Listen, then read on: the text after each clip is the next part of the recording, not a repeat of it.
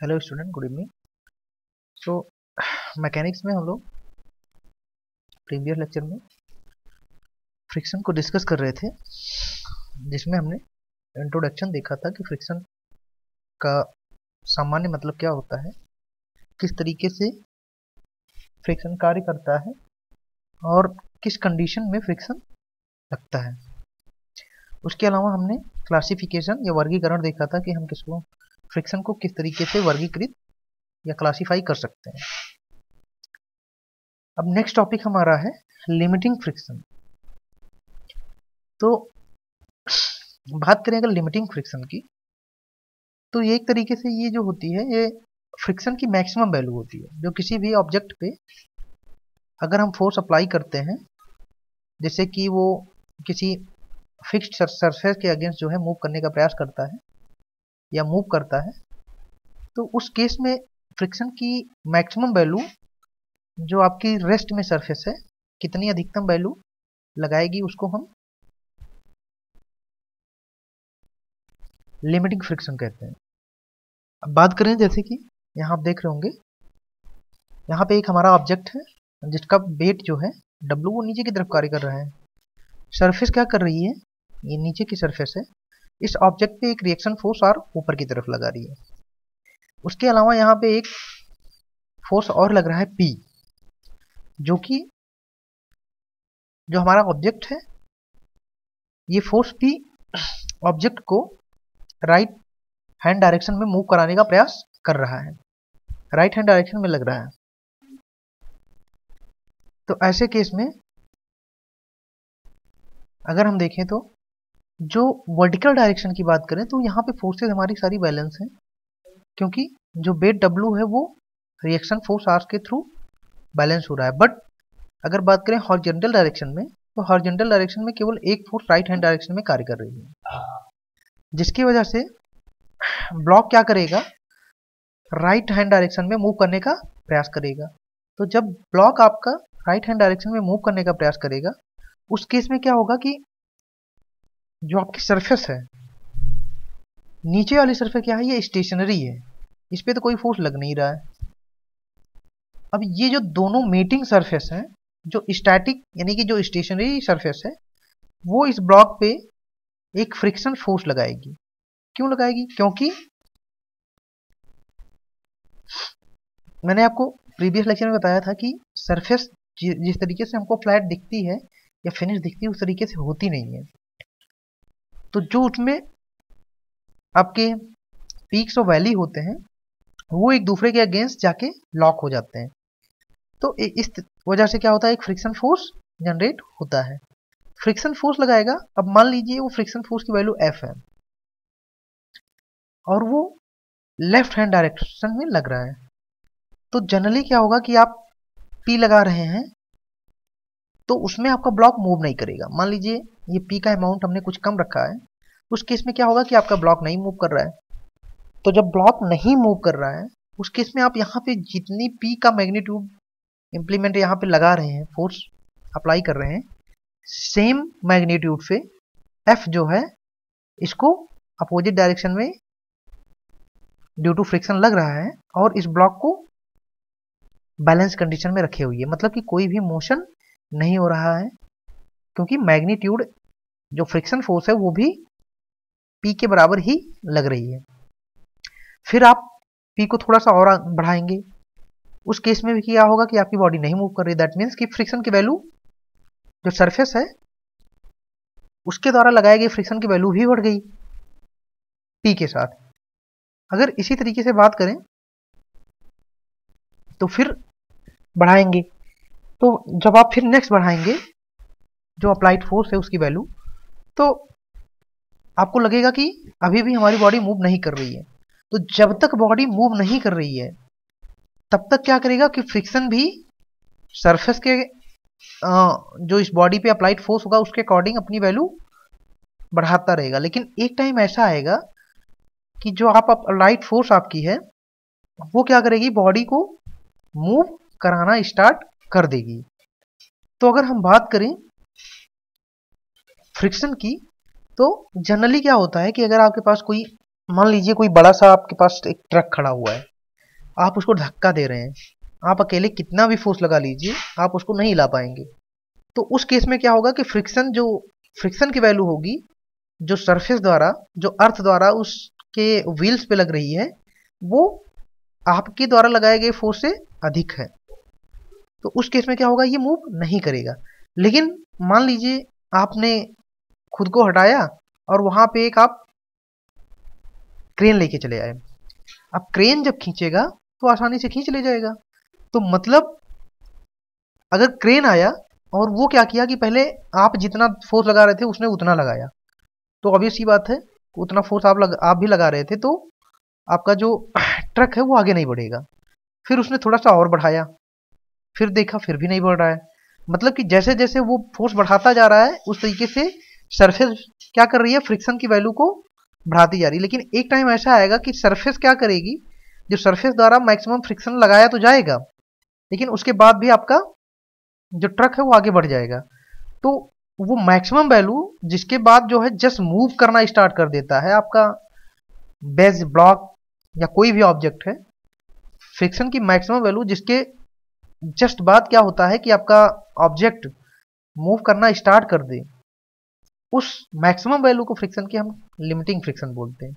और चूंकि जिस तरीके से फोर्स हम इंप्लीमेंट करते हैं बॉडी पे, उस तरीके से सरफेस भी फ्रिक्शन की वैल्यू को बढ़ाता जाता है या घटाता जाता है। दैट मीन्स कि जो फ्रिक्शन है वो एक सेल्फ एडजस्टिंग फोर्स होती है। सेल्फ एडजस्टिंग मतलब कि आपने अगर मान लीजिए ये ऑब्जेक्ट है, इसकी लिमिटिंग फ्रिक्शन वैल्यू मान लीजिए 10 न्यूटन है, तो आप 10 न्यूटन के नीचे जितनी भी फोर्स लगाएंगे, आप 9 लगा लीजिए, आप 8 लगा लीजिए, आप 7 लगा लीजिए, आप 5 लगा लीजिए, कितना भी लगाएंगे, तो उस केस में क्या होगा कि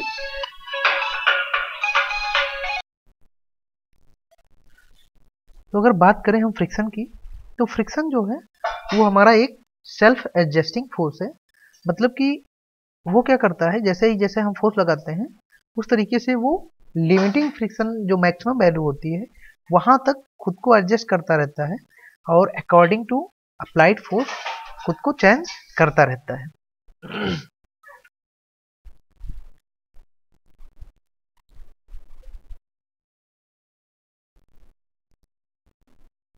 अब अगर देखिए बात करें, अगर हमारा जो अप्लाइड फोर्स है वो लिमिटिंग फ्रिक्शन वैल्यू जो है या लिमिटिंग फोर्स फ्रिक्शन फोर्स जो है उससे अगर अधिक है, उस कंडीशन में क्या होगा, तो हम उस कंडीशन में हमारी बॉडी मूव करेगी। और अगर लिमिटिंग फ्रिक्शन वैल्यू से कम है अप्लाइड फोर्स, तो हमारी बॉडी क्या करेगी, मूव नहीं करेगी।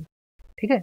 If we go definition wise, अगर हम इसको डिफाइन करें, तो जब पिंड ठीक गति करने वाला होगा, मतलब कि just it's a verge of motion. Verge of motion मतलब कि जस्ट अबाउट टू मूव, उस केस में जो फ्रिक्शन की वैल्यू होगी उसी को हम क्या बोलते हैं, लिमिटिंग फ्रिक्शन या सीमांत घर्षण कहते हैं। यह क्या होता है, एक तरीके से जो आपकी फ्रिक्शन होती है उसकी मैक्सिमम वैल्यू होती है, उससे अधिक के केस में। उसके बाद सुनिए, उसके बाद क्या होगा, मतलब एक कंडीशन ऐसी आएगी जब जो बॉडी क्या होगी, अबाउट टू मूव, यानी कि अबाउट टू मोशन में आने वाली रहेगी। उस केस में क्या होगा कि जो फ्रिक्शन की वैल्यू होगी मैक्सिमम होगी, लेकिन जब मोशन स्टार्ट हो जाएगा तो ऑटोमेटिक फ्रिक्शन की वैल्यू क्या हो जाएगी, कम हो जाएगी। और जब मोशन होता रहेगा उस केस में हम मोशन को डायनेमिक फ्रिक्शन कहते हैं। और जब तक हमारी बॉडी रेस्ट में है उस टाइम जो फ्रिक्शन लगता है उसको हम स्टैटिक फ्रिक्शन कहते हैं। ये चीज आप ध्यान रखिएगा। अब जैसे जैसे मान लीजिए आपकी बॉडी मूव करना स्टार्ट कर दी, दैट मीन्स कि it has pass through its maximum value, that is called limiting friction. Limiting friction को ये कंट्रोल ओवर पास कर ली। ठीक है। उसके बाद जब ये मोशन में आएगी तो उस टाइम भी वो सरफेस क्या करेगी, बॉडी पे एक फ्रिक्शन की मतलब फ्रिक्शन लगाएगी। वो फ्रिक्शन क्या करेगा, just opposite in the direction of applied force. तो अपोजिट होने की वजह से क्या करेगा, मतलब कि जो आपकी बॉडी होगी उसको डी एक्सिलरेट करेगा, है ना, मतलब कि उसमें मंदन उत्पन्न करेगा। और वहां पे भी क्या होगा, जब मोशन होगा उस केस में जो लगने वाला फ्रिक्शन होगा बॉडी पे, उसकी वैल्यू कम होगी।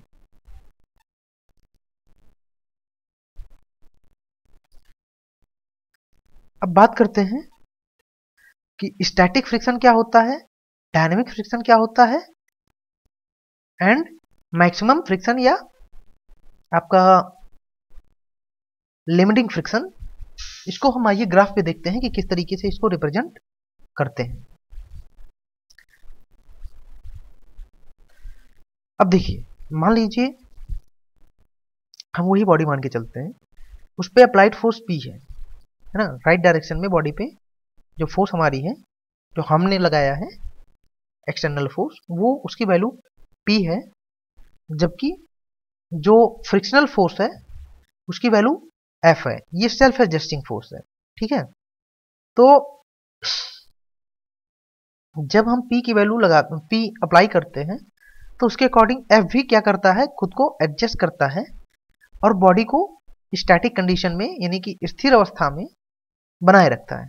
तो जब बॉडी हमारी रेस्ट में रहती है, मतलब कि हमने थोड़ा सा पी लगाया तब भी उसने उतना ही फ्रिक्शन लगाया, फिर हमने पी बढ़ाया फिर उसने भी पी फ्रिक्शन वैल्यू बढ़ाई, फिर हमने इधर पी बढ़ाया फिर उसने फ्रिक्शन वैल्यू बढ़ाई। ये जो है, ये सिचुएशन, ये जो आप डॉटेड लाइन देख रहे हैं, वर्टिकल डॉटेड लाइन, यहां तक जब पी अप्लाइड होगा उस केस में ये रहेगा कि जैसे जैसे हम बढ़ाएंगे इसकी वैल्यू बढ़ती जाएगी।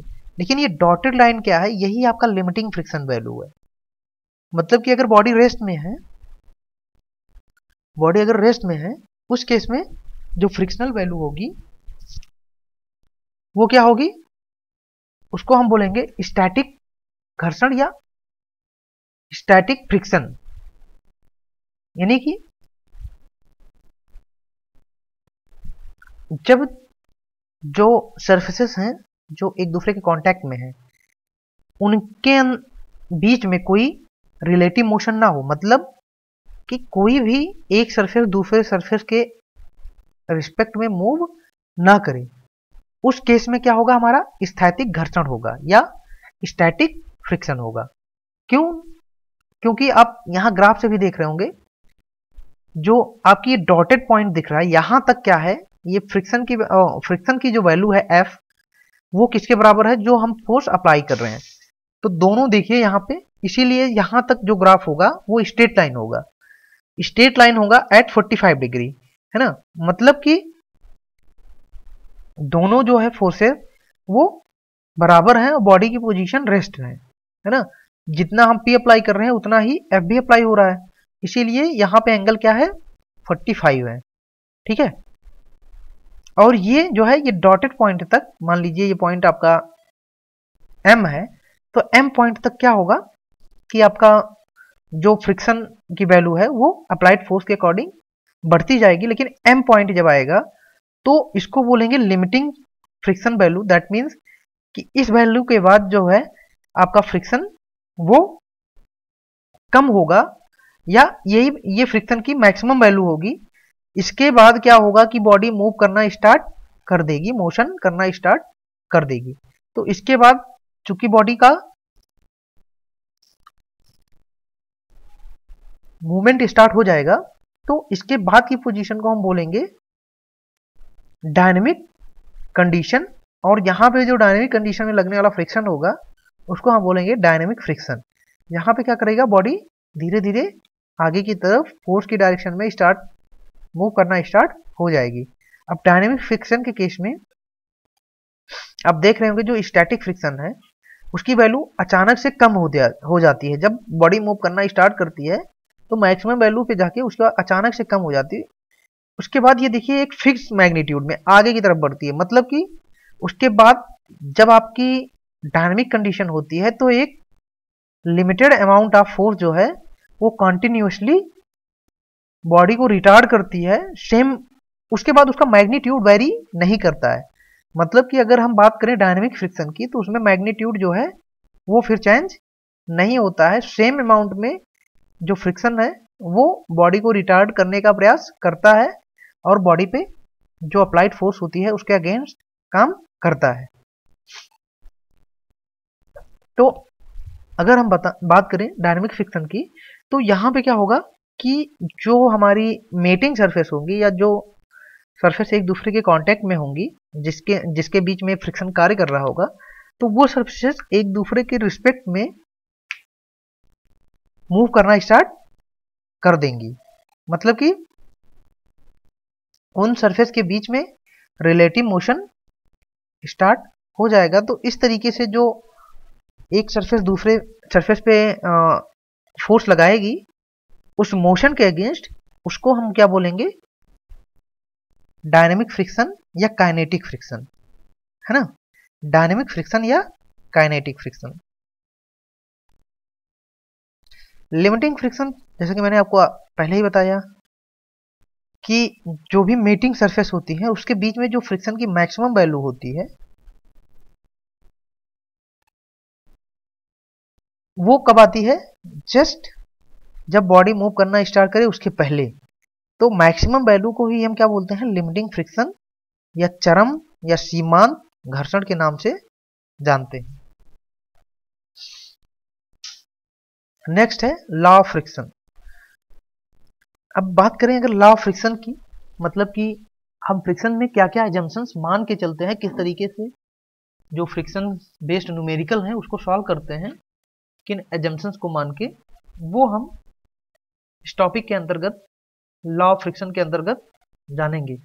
तो अगर हम बात करें कि कौन कौन से लॉज हैं जिसको हम कंसीडर करते हैं during having some frictional problem, तो पहला है इसमें स्टैटिक फ्रिक्शन, यानी कि लॉ ऑफ स्टैटिक फ्रिक्शन, स्थैतिक घर्षण के नियम।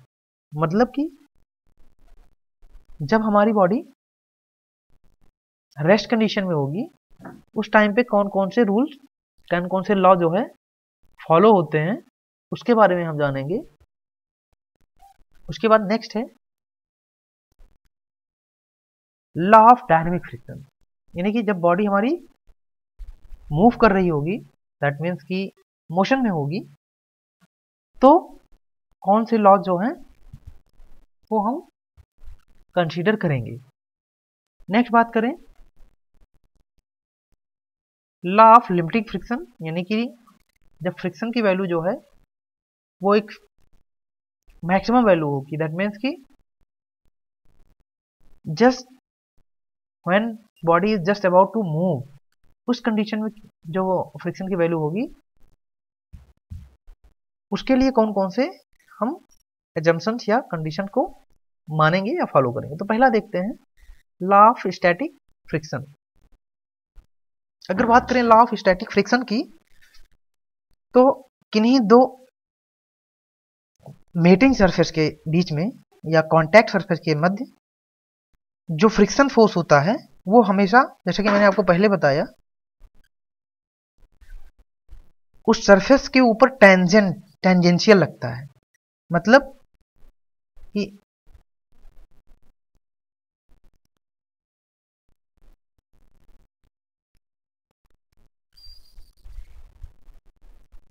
अगर यहां पे बात करें, ये आपकी सरफेस है, तो जब ये बॉडी आगे की तरफ मूव करेगी तो ये टेंजेंशियली इसके कांटेक्ट सरफेस जो है, यानी कि इसकी एकदम नीचे वाली सतह और इसकी एकदम ऊपर वाली सतह, यहीं पे काम करेगा।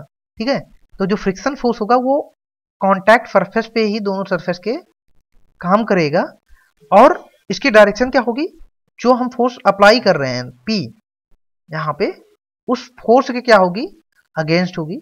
तो अगर हम अभी बात कर रहे हैं लॉ ऑफ स्टैटिक फ्रिक्शन, उसमें हम पहले ये समझ गए कि जो हमारी फ्रिक्शन फोर्स होगी वो कांटेक्ट सरफेस पे लगेगी और उसके क्या होगी, उस सरफेस के टेंजेंशियल लगेगी, साथ ही साथ अप्लाइड फोर्स के अपोजिट डायरेक्शन में कार्य करेगी। नेक्स्ट बात करें, जैसा कि मैंने आपको पहले ही बताया है कि फ्रिक्शन फोर्स क्या है, एक सेल्फ एडजस्टिंग फोर्स है, मतलब कि अपने आप को according to applied force adjust करती है। ठीक है, अब अगर बात करते हैं स्टैटिक कंडीशन में, तो स्टैटिक कंडीशन में मतलब कि बॉडी रेस्ट में रहेगी। तो अगर हम बॉडी की रेस्ट पोजीशन में बात करें फ्रिक्शन की, तो जो हम फोर्स लगाते हैं उतना ही जो है static force, static friction force body पे कार्य करेगा, जिससे कि जो बॉडी है वो बैलेंस कंडीशन में बनी रहे, उसमें मोशन, किसी प्रकार का मोशन ना हो।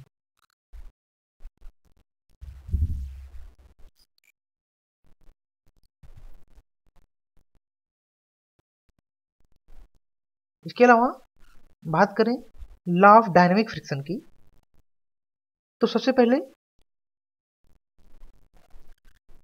तो अगर हम डायनेमिक फ्रिक्शन की बात करें तो इसमें क्या होता है, जो आपका फ्रिक्शन कॉफिशिएंट होता है उसका मान या उसकी वैल्यू जो है वो फिक्स रहती है, मतलब कांस्टेंट रहती है।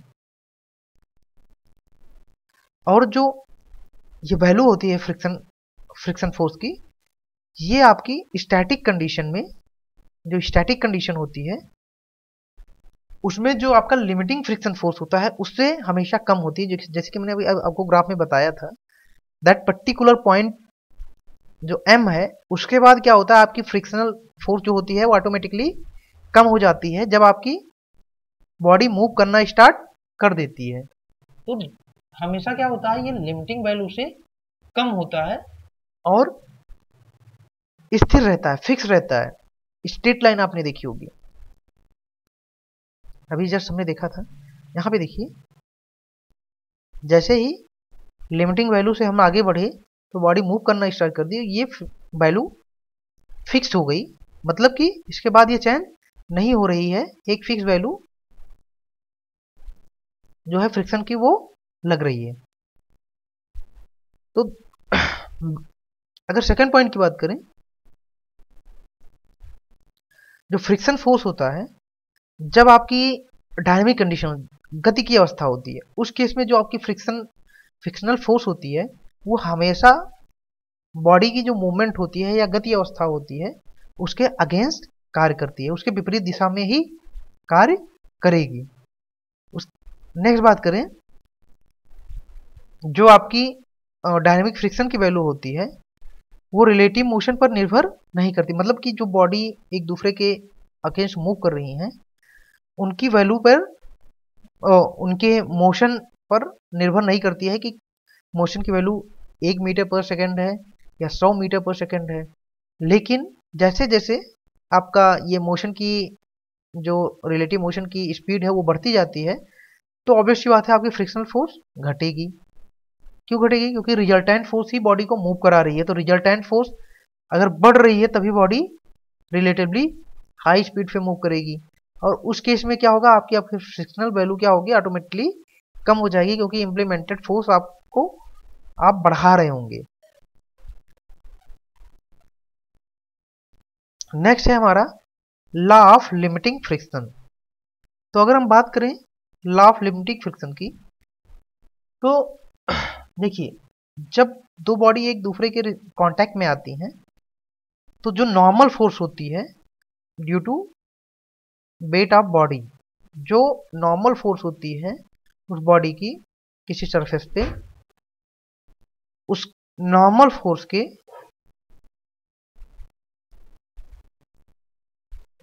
और जो आपकी लिमिटिंग फ्रिक्शन की वैल्यू होती है, दैट मीन्स एफ, उन दोनों के रेशियो को, उन दोनों के अनुपात को हम एक कांस्टेंट से डिनोट करते हैं, जिसको हम कोफिशिएंट ऑफ फ्रिक्शन बोलते हैं। मतलब कि जो आपकी लिमिटिंग फ्रिक्शन है, दैट मीन्स कि maximum friction before, just before movement of body, maximum friction की वैल्यू और जो आपका रिएक्शन फोर्स है उसके रेशियो को हम जो है कोफिशिएंट ऑफ फ्रिक्शन बोलते हैं, और इसे हम जनरली जो है म्यू से डिनोट करते हैं। तो अगर हम बात करें म्यू कोफिशिएंट ऑफ फ्रिक्शन की, म्यू इक्वल टू, तो ये आपका हो जाएगा limiting friction value by reaction force.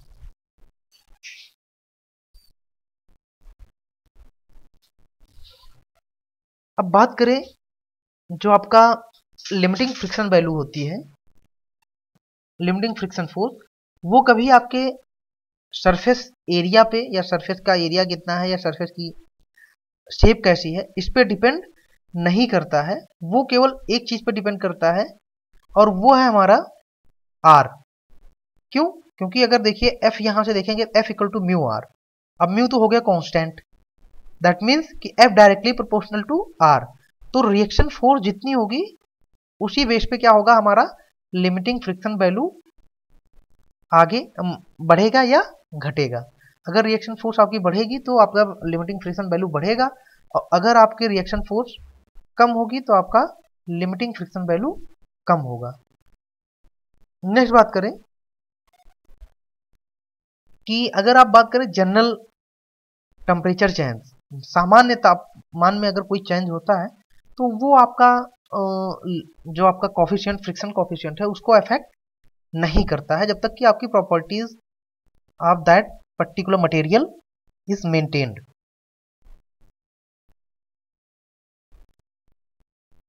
अगर बात करें तो बॉडी अगर आपकी मोशन में है, हम डायनेमिक कंडीशन की बात कर रहे हैं, तो उस कंडीशन में बॉडी की जो स्पीड है, जो आपकी वेलोसिटी है, उसका फ्रिक्शन फोर्स पे कोई प्रभाव नहीं पड़ता है। मतलब कि वो फ्रिक्शन फोर्स को अफेक्ट नहीं करती है, जितना फ्रिक्शन फोर्स लग रहा है उतना ही लगता है, चाहे स्पीड आपकी कितनी भी वेरी ना करे, वेरी करे। उसके अलावा जो आपका फ्रिक्शन कोफिशिएंट होता है, that means mu, that is limiting friction by reaction force, इसकी जो वैल्यू होती है ये आपकी स्टैटिक कंडीशन में डायनामिक कंडीशन के अपेक्षा क्या होती है, अधिक होती है।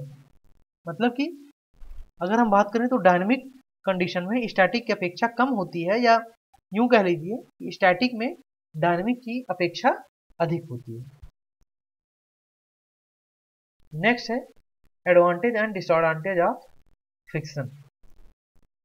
तो अगर हम ये बात करें कि फ्रिक्शन से हमें क्या क्या फायदा और क्या क्या नुकसान है, क्या क्या एडवांटेज है फ्रिक्शन फोर्स से और क्या क्या हमारे पास डिसएडवांटेज है, तो पहला तो बात करें कि मूवमेंट। देखिए अगर ह्यूमन लाइफ एग्जिस्ट कर रही है, नॉट इवन ह्यूमन लाइफ, कोई भी अगर लिविंग ऑर्गेनिज्म है जो कि मूव करता है, जो लिविंग है, तो उसके मूवमेंट के लिए फ्रिक्शन बहुत ही ज्यादा जरूरी है ना।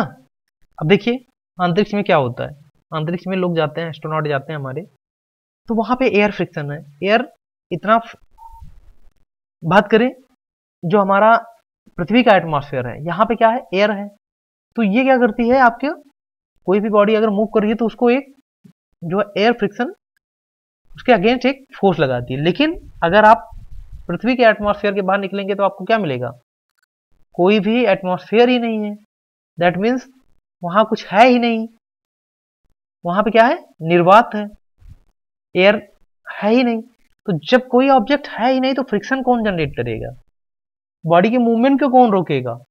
तो इसीलिए आप अगर बहुत सी हॉलीवुड मूवीज हैं अगर आपने देखी होंगी, जैसे ग्रेविटी वगैरह, तो वहां पे आपने एक देखा होगा कि जो एस्ट्रोनॉट होते हैं वो तैरते रहते हैं पानी में, जिस तरीके तैरते हैं ना, उसी तरीके हवा में जो है तैरते रहते हैं। और अगर आपको एक फोर्स किसी डायरेक्शन में लगा दिया जाए तो आप विदाउट एनी स्टॉपेज आप कंटिन्यू उस तरफ मूव करते जाएंगे। उसका बेसिक रीजन यही है, ना तो वहां पे कोई किसी बॉडी का फ्रिक्शन आप पे काम कर रहा है, ना तो कोई एयर का फ्रिक्शन, क्योंकि एयर वहां अवेलेबल ही नहीं है। किसी तरीके का कोई भी जो फ्रिक्शन है वो आपको नहीं रोक रहा है, तो आपको जिस डायरेक्शन में भी आपके ऊपर फोर्स लगा दिया गया आप उसी डायरेक्शन में चले जाएंगे, है ना। तो सबसे महत्वपूर्ण जो हमारा, अगर हम एडवांटेज की बात करें तो यही है कि जो फ्रिक्शन फोर्स है वो विदाउट फ्लिपिंग जो है हमें मूवमेंट देती है, जिससे कि हम आगे की तरफ बढ़ जाते हैं। अगर हम नेक्स्ट बात करें तो लिविंग विंग के अलावा नॉन लिविंग विंग जो है, नॉन लिविंग ऑब्जेक्ट, उसके लिए भी फ्रिक्शन जो है उसके मोशन में भी एक अहम रोल अदा करता है, मतलब कि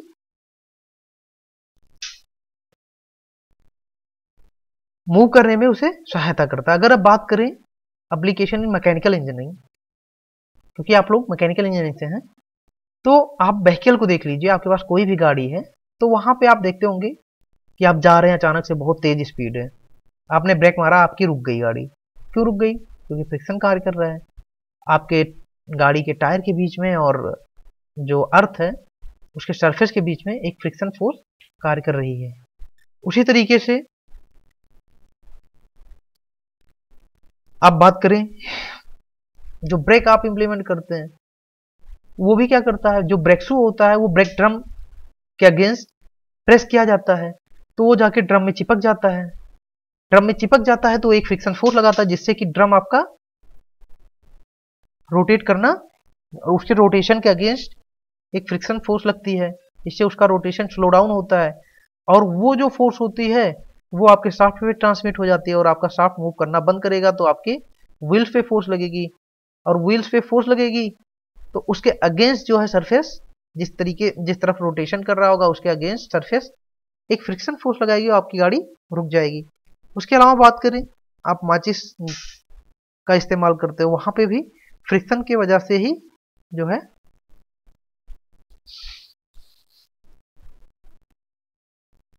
आपकी आग जो है वो निकलती है।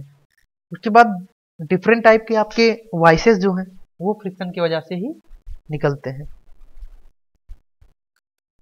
डिसएडवांटेज ऑफ फ्रिक्शन की बात करें कि हमें नुकसान क्या है, तो सबसे पहली बात तो यही है कि हमें एक्स्ट्रा फ्रिक्शन को ओवरकम करने के लिए हमें एक्स्ट्रा फोर्स लगानी पड़ती है ना भाई। एनर्जी एक तरीके से हम लॉस करते ही करते हैं।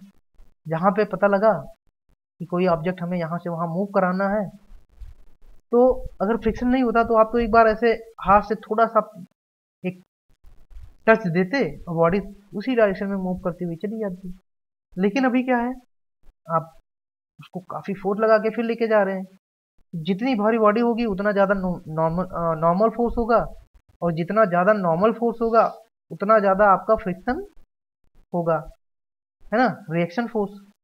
तो रिएक्शन फोर्स, जो फ्रिक्शन फोर्स होती है वो directly proportional to reaction force. तो उतना ज्यादा आपका फ्रिक्शन फोर्स लगेगा, तो उतना ज्यादा आपको उसको ओवर करने के लिए जो अप्लाइड लोड है उसकी वैल्यू बढ़ानी पड़ेगी। उसके अलावा बात करें तो जनरली आप देखते होंगे,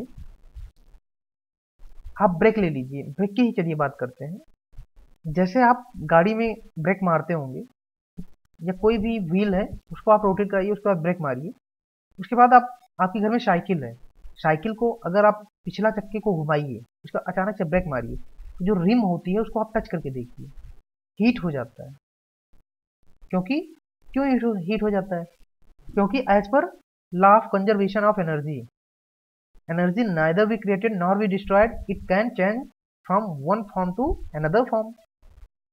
तो यहाँ पे जो स्टैटिक एनर्जी थी वो डायनेमिक एनर्जी में कन्वर्ट हो रही है, लेकिन कंप्लीट कन्वर्जन नहीं होता है। कुछ form of energy as a heat transfer atmosphere में रिलीज हो जाती है। तो वहां पे क्या होता है कि जब आप फ्रिक्शन फोर्स लगाते हैं तो कुछ जो एनर्जी है वो हीट एनर्जी के फॉर्म में रिलीज हो जाती है। ठीक है, अब देखिए, कहीं पे फ्रिक्शन हमें एडवांटेज देता है, मूव करने में हेल्प करता है, तो कहीं पे हमें दिक्कत भी प्रदान करता है। जहाँ पे रिलेटिव मोशन जरूरी होता है बॉडी का, जहाँ पे कंपलसरी होता है रिलेटिव मोशन, वहाँ पे हमें लॉस होता है। फिर वहाँ पे हमें लुब्रिकेंट देने पड़ते हैं, लुब्रिकेशन करना पड़ता है, जिससे कि वो जो रिलेटिव मोशन करने वाले पार्ट्स हैं वो रब करके एक दूसरे के अगेंस्ट रब ना करें, रब करेंगे तो वो एक दूसरे को क्या करेंगे, यूँ कह लीजिए कि एक दूसरे को घिस देंगे, है ना, मटेरियल वहाँ से रिमूव हो जाएगा, डिटोरिएट हो जाएगा आपका पार्ट। तो वहाँ पे हमें क्या एक्स्ट्रा जो है एक अलग से आपका खर्चा बढ़ जाता है लुब्रिकेशन का। तो अगर डिसऑर्डर की बात करें तो ये भी हमारा एक इम्पॉर्टेंट पॉइंट है कि हमें एक्स्ट्रा लुब्रिकेशन की आवश्यकता पड़ती है, जहाँ पे भी हमें बॉडी के बीच में रिलेटिव क्लोज कॉन्टैक्टेड बॉडी के बीच में रिलेटिव मोशन चाहिए होता है। फ्रिक्शन फोर्स आपने देखा होगा बहुत से ऐसे बॉडी में कि जहाँ पे अचानक से बॉडी पे फोर्स लगाया गया मोशन को रोकने के लिए, तो उसका शेप डिस्टॉर्ट हो जाता है, शेप बिगड़ जाता है, जिस शेप में होता है उसका शेप चेंज हो जाता है। क्यों? क्योंकि एक जो काइनेटिक एनर्जी है वो एक डायरेक्शन में लगी हुई रहती है, बॉडी तेजी से मूव करती रहती है, और जैसे ही हम एक फ्रिक्शन फोर्स लगाते हैं वो उसके अपोजिट लगती है जो इम्प्लीमेंटेड फोर्स है। तो ऑब्वियस सी बात है कि अगर दो फोर्सेस दो डायरेक्शन में लग रही हैं तो वहाँ पे अगर वो एक पॉइंट से पास नहीं हो रही हैं तो वो कपल जनरेट करेंगी। कपल जनरेट करेंगी तो क्या होगा कि आपके पूरे बॉडी पे लगेगा, है ना। दैट मीन्स कि वो पूरे बॉडी को रोटेट कराने का प्रयास करेगा, तो उससे पार्ट क्या हो जाएंगे, डिस्टार्ट। मतलब कि जो आपका बॉडी है, ऑब्जेक्ट की बॉडी है, वो क्या हो जाएगी, डिस्टार्ट हो जाएगी, उसका शेप क्या हो जाएगा, बिगड़ जाएगा। उसके अलावा नेक्स्ट पॉइंट की बात करें तो हमें एक तरीके से एनर्जी लॉस होता है, जैसा कि हमने पहले भी किया था। अब अगर हम बात करें, कोई भी हमारा व्हीकल मूव कर रहा है, हम फ्रिक्शन फोर्स लगा के उसको रोक तो लेते हैं, लेकिन जो हम फोर्स लगाते हैं वो टोटली हमें यूटिलाइज हम नहीं कर पाते हैं। कुछ force in the form of heat energy loss हो जाता है। तो एक तरीके से कहें तो एनर्जी लॉस जो है वो भी फ्रिक्शन की वजह से होता है। तो ये कुछ जो है आपके इंपॉर्टेंट पॉइंट्स थे, मतलब कि फ्रिक्शन से हमें क्या फायदा है, क्या नुकसान है। उसके अलावा स्टैटिक फ्रिक्शन, डायनेमिक फ्रिक्शन, इसके बारे में और लिमिटिंग फ्रिक्शन के बारे में हमने जाना कि क्या होता है। अब अगर हम नेक्स्ट टॉपिक देखें तो नेक्स्ट टॉपिक हमारा है कोएफिशिएंट ऑफ फ्रिक्शन, या हिंदी में कहें तो घर्षण गुणांक। तो नेक्स्ट टॉपिक हमारा है कोएफिशिएंट ऑफ फ्रिक्शन, हिंदी में कहें तो घर्षण गुणांक। तो अगर हम बात करें तो हमारा जो लिमिटिंग फ्रिक्शन होता है, मतलब कि फ्रिक्शन की वो वैल्यू जब बॉडी रेस्ट में होती है, रेस्ट कंडीशन में फ्रिक्शन फोर्स की मैक्सिमम वैल्यू को ही हम लिमिटिंग फ्रिक्शन बोलते हैं। तो जो लिमिटिंग फ्रिक्शन वैल्यू होती है हमारी, जैसे कि अभी हमने प्रीवियस में देखा था, वहां पे हमारी लिमिटिंग फ्रिक्शन वैल्यू थी F। तो जो आपका लिमिटिंग फ्रिक्शन वैल्यू F होता है और जो आपकी रिएक्शन फोर्स होती है R, दैट इज आप यूं कह लीजिए कि जो नॉर्मल रिएक्शन फोर्स होती है, इन दोनों का जो रेशियो होता है वो हमेशा क्या होता है, कांस्टेंट होता है। मतलब कि फिक्स्ड होता है, चेंज नहीं होता है। क्यों? क्योंकि ये जो है दोनों के दोनों चेंज नहीं होते हैं, इनका मतलब कि इनका रेशियो जो है वो फिक्स रहता है, वैरी नहीं करता है। तो ये जो फिक्स वैल्यू होती है इसी को हम क्या बोलते हैं, फ्रिक्शन कोएफिशिएंट या घर्षण गुणांक से डिफाइन करते हैं। जनरली इसको अगर हम बात करें फ्रिक्शन कोएफिशिएंट को, यानी कि ratio of limiting friction value and normal reaction force, इसको हम डिनोट करते हैं म्यू से। एक ग्रीक वर्ड है म्यू, उससे हम इसे डिनोट करते हैं और इसको ही हम क्या बोलते हैं, फ्रिक्शन कोएफिशिएंट बोलते हैं। अब अगर देखा जाए तो यहाँ से फ्रिक्शन आपका लिमिटिंग फ्रिक्शन वैल्यू F और R के रेशियो को हम म्यू बोलते हैं। तो यहाँ से अगर हम बात करें लिमिटिंग फ्रिक्शन वैल्यू कितनी हो जाएगी, तो F इक्वल टू क्या हो जाएगा, म्यू इंटू आर। अब जो म्यू की वैल्यू होती है वो हमेशा क्या होती है, हमारे पास क्या हो सकता है, देखिए जो आपकी वैल्यू मैक्सिमम हो सकती है वो क्या हो सकती आर के बराबर हो सकती है, जो ये लिमिटिंग फ्रिक्शन वैल्यू है ना। मैक्सिमम कितनी हो सकती है, आर के बराबर हो सकती है, या तो इससे कम हो सकती है, लेकिन जो रिएक्शन फोर्स है उससे अधिक नहीं हो पाएगी। तो ऐसे केस में जो आपकी म्यू की वैल्यू है वो हमेशा क्या होगी, 0 से लेके और 1 के बीच में रहेगी। अगर 1 रहेगी दैट मीन्स कि मैक्सिमम कॉफिशिएंट ऑफ फ्रिक्शन होगा। उस केस में जो फोर्स हमारी होगी या अप्लाइड फोर्स होगी वो क्या हो जाएगी, आपकी रिएक्शन या नॉर्मल रिएक्शन के बराबर हो जाती है। यानी कि जब आपका नॉर्मल रिएक्शन और लिमिटिंग फोर्स या फ्रिक्शन वैल्यू दोनों बराबर हो जाएं, उस केस में मान के चलिए कि आपका जो फ्रिक्शन कॉफिशिएंट है सरफेस का वो 1 है। अगर बात करें तो जो आपका फ्रिक्शन कॉफिशिएंट होता है वो जो आपकी मेटिंग सरफेस होती है उन सरफेस के मटेरियल्स पे डिपेंड करता है कि कैसा मटेरियल है। अलग अलग मटेरियल के लिए अलग अलग फ्रिक्शन कॉफिशिएंट की वैल्यू होती है। तो यानी कि जो सरफेसेस कांटेक्ट में रहती हैं उन सरफेसेस के मटेरियल पे डिपेंड करता है कि आपका फ्रिक्शन कॉफिशिएंट वैल्यू क्या होगी। साथ ही साथ कंडीशन पे भी डिपेंड करता है कि कौन सी कंडीशन है, उसके अकॉर्डिंग जो है, जैसे कि मान लीजिए कहीं पे आपकी ड्राई सरफेस है, कहीं पे आपकी वेट सरफेस है, कहीं पे आपकी ऑयली सरफेस है, तो मतलब कि एज पर कंडीशन जो फ्रिक्शन कॉफिशिएंट होता है वो चेंज होता रहता है, सरफेस के कंडीशन पे डिपेंड करता है।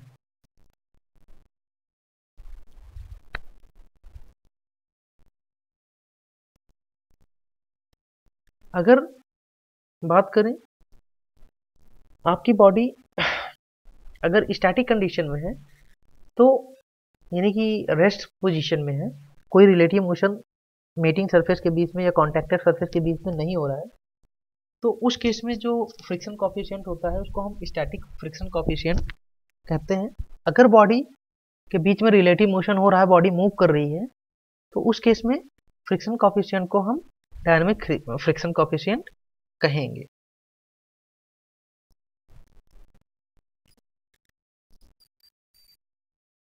अब बात करें, कुछ ही आपके मटेरियल दिए हुए हैं और इनका जनरली फ्रिक्शन कॉफिशिएंट हम लेते कितना वैसे आपको मेंशन रहेगा, जब भी आपको प्रॉब्लम दी जाएगी इस पे बेस्ड मेंशन रहेगा, बट आपको आइडिया होना चाहिए कि किस मटेरियल का कितना फ्रिक्शन कॉफिशिएंट होता है। तो अगर बात करें हम, दो आपकी वुडन सरफेस है, अगर उनके बीच में हम फ्रिक्शन कॉफिशिएंट की बात करें तो ये 0.022 0.05 के आसपास जो है आपको फ्रिक्शन की वैल्यू मिलेगी, अगर दोनों सरफेसेस क्या हैं आपकी वुडन है। अगर यहीं पे एक सरफेस आपकी वुड की है और दूसरी आपकी मेटल है तो यहाँ पे थोड़ी सी चेंज होगी और ये वैल्यू 0.22 0.6 हो जाएगी। उसके अलावा अगर दो स्टील बॉडी हैं जिनके बीच में आपको फ्रिक्शन कॉफिशिएंट निकालना है या पता करना है, जनरली आपका जो स्टील बॉडी है उनके बीच में फ्रिक्शन कॉफिशिएंट 0.4 to 0.8 होता है।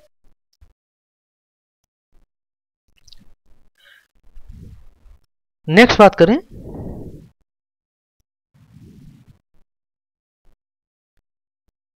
आपका जो कास्ट आयरन होता है, अगर आपकी दोनों जो सरफेसेस हैं वो दोनों कास्ट आयरन की है तो यहाँ पे आपको 0.3 to 0.4 फ्रिक्शन कॉफिशिएंट मिलेगा।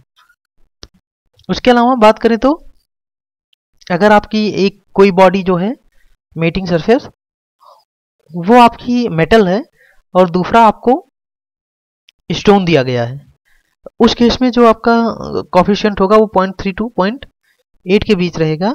और अगर जो है एक कोई बॉडी मेटल है, दूसरा कोई ग्लास है, उसके बीच अगर फ्रिक्शन कोएफिशिएंट की बात करें तो ये 0.1 टू 0.2। तो सबसे कम क्या होता है मेटल और ग्लास के बीच में, एज पर दिस चार्ट हम कह सकते हैं सबसे कम जो फ्रिक्शन कोएफिशिएंट हमें देखने को मिलता था वो कांच और मेटल के बीच में देखने को मिलता था। नेक्स्ट बात करें एंगल ऑफ फ्रिक्शन। तो अगर हम बात करें एंगल ऑफ फ्रिक्शन की, तो जो आपकी रिएक्शन फोर्स होती है, जो आपकी रिएक्शन फोर्स होती है, नॉर्मल रिएक्शन फोर्स और limiting friction value, that means कि मैक्सिमम फ्रिक्शनल वैल्यू, इन दोनों का रिजल्टेंट और नॉर्मल रिएक्शन के बीच में जो एंगल बनता है उसी को हम क्या बोलते हैं, एंगल ऑफ फ्रिक्शन कहते हैं। जैसे यहाँ पे एक बॉडी है, इस बॉडी पे नॉर्मल रिएक्शन फोर्स जो है ऊपर की तरफ लग रही है, just opposite to the weight of that this body. मतलब कि इस बॉडी का जो वेट है उसके अपोजिट डायरेक्शन में नॉर्मल रिएक्शन फोर्स लग रही है। और बात करें लिमिटिंग फ्रिक्शन वैल्यू की, जस्ट जो आपको दिया हुआ है यहाँ पे वो सी है, मान लीजिए ये just opposite to direction of motion of body, see left की तरफ कार्य कर रहा है। तो इन दोनों का जो रिजल्टेंट होगा, दैट मीन्स कि जो आर और सी का रिजल्टेंट होगा वो हम मानते हैं कि ये रिजल्टेंट R1 है। ठीक है, अब ये जो R1 है और जो आपका नॉर्मल रिएक्शन फोर्स R है, इन दोनों के बीच में जो एंगल बनता है, इसी एंगल को हम क्या बोलते हैं, एंगल ऑफ फ्रिक्शन या घर्षण कोण के नाम से जानते हैं। ठीक है,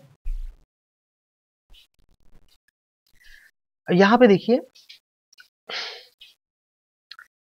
अगर बात करें तो ये आपका नॉर्मल रिएक्शन फोर्स R है और ये R1 आपका रिजल्टेंट है C और R का। तो ये एंगल जो फाई बन रहा है यही आपका क्या हो गया, एंगल ऑफ फ्रिक्शन या घर्षण कोण हो गया। अब अगर हम कंसीडर करें ट्रायंगल OAB, इस ट्रायंगल में देखें तो tan फाई बराबर क्या हो जाएगा, लंब बटे आधार। यहाँ पे लंब आपको दिया है AB और आधार आपका है OA। अब आपको पता है AB किसके बराबर है, maximum force, that is F, OC that is F।